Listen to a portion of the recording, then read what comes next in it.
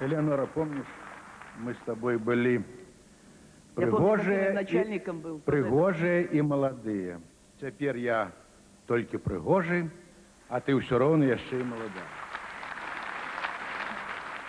Я сапраўды решил, что ну что я могу подарить? Кветки тут и так будет много. Официальные адресы так само будет хапать. Ну, а может быть, той коротенький экспромт, сяброўскі, неформальный, неофициальный, а сяброўскі, может быть, будет до речи. Яна заўсёды ў тэле. Яна заўсёды ў целе. Гады, што прыляцелі, ёй чуб не замялі. Ад чар Элеоноры вам не схавацца ў норы, джентльмены і сеньоры, калі яна ў гуморы дастане з-пад зямлі.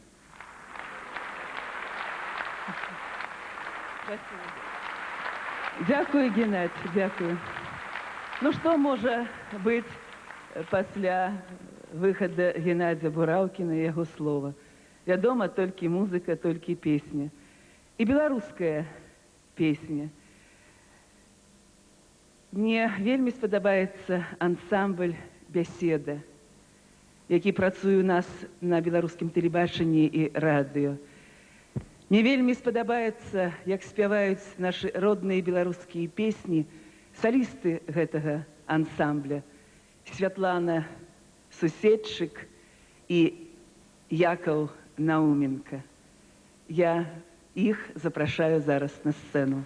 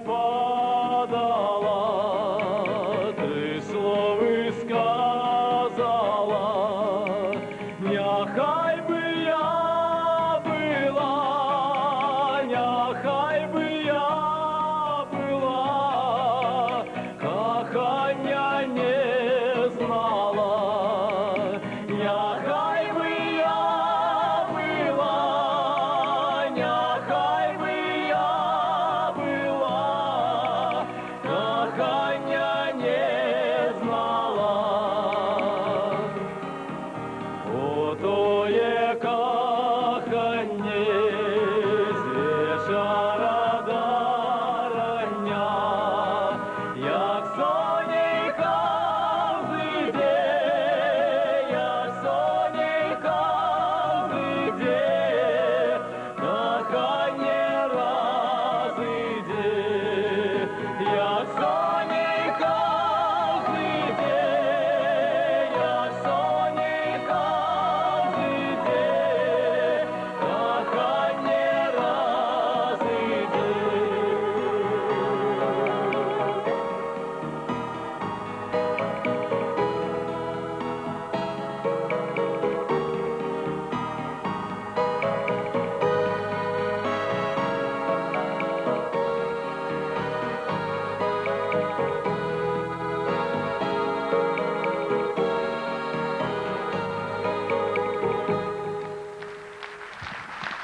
почетному